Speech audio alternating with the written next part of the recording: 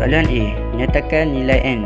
Fungsi yang diberikan ialah fx sama dengan p per x kuasa n tambah qx tambah r. Langkah pertama ialah kita perlu membandingkan fungsi tersebut dengan bentuk am, iaitu ax kuasa 2 tambah bx tambah c.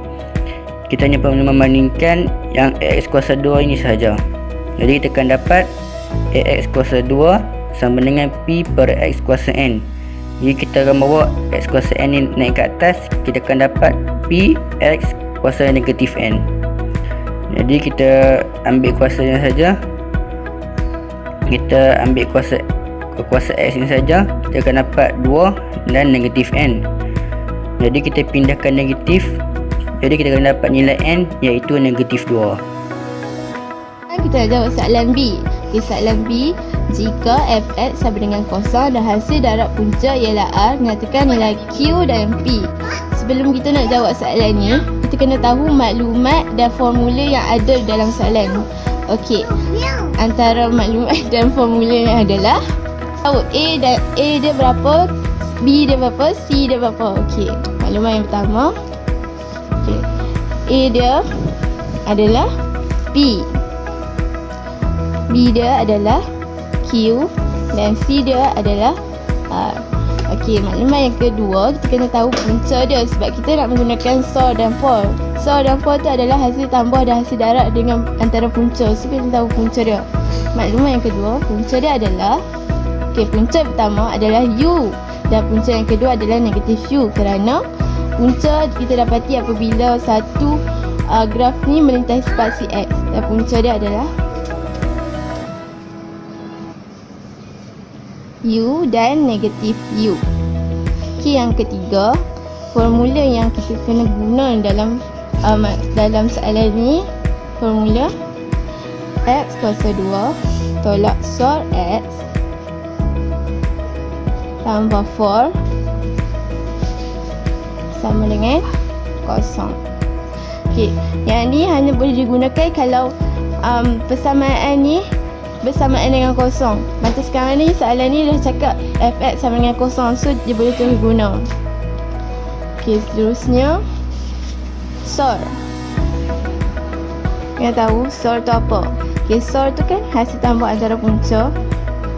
Hasil tambah kan punca. So punca dia berapa? U dan negatif U kan. So U tambah negatif U.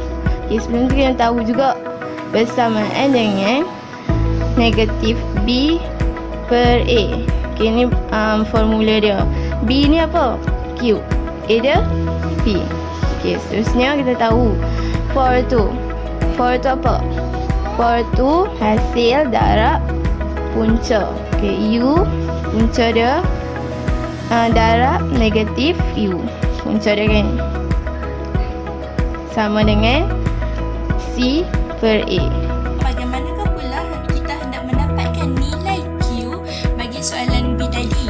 Seperti yang kita tahu, apabila fx sama dengan kosong, maka kita akan mendapat bahawa punta hanya perlu menggunakan SOR, iaitu hasil tambah punca U tambah negatif U. Oleh itu, kita akan mendapat U tolak U dan hasilnya ialah kosong. Seterusnya, kita melihat pula pada persamaan yang diberikan. Persamaan yang diberikan kepada kita ialah P X kuasa negatif 2 tambah Q X tambah R.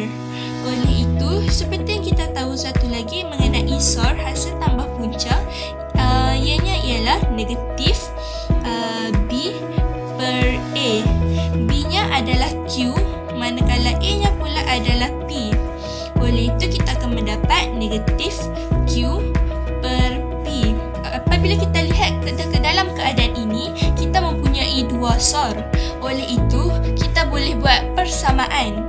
Persamaan yang kita akan buat ialah negatif Q per P sama dengan kosong.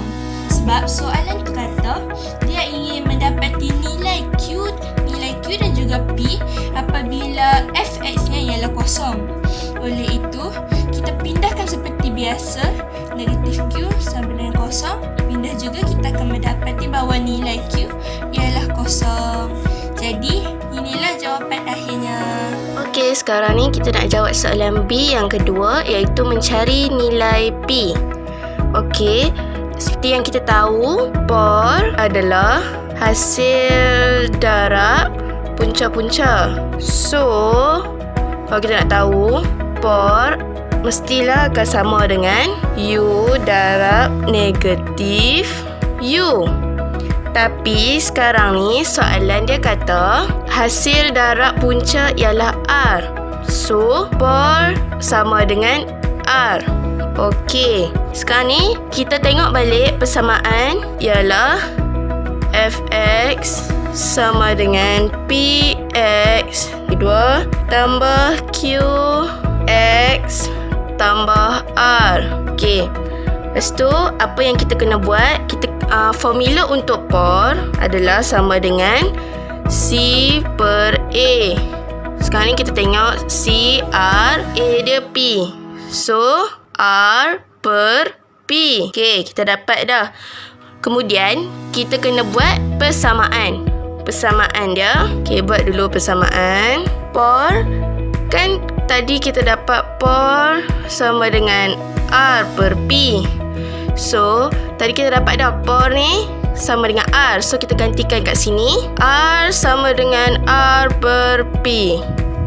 So, sekarang ni kita nak cari P. So, P R per R. Jadi, P sama dengan 1. Okey, kita dah dapat dah jawapan untuk soalan B yang kedua.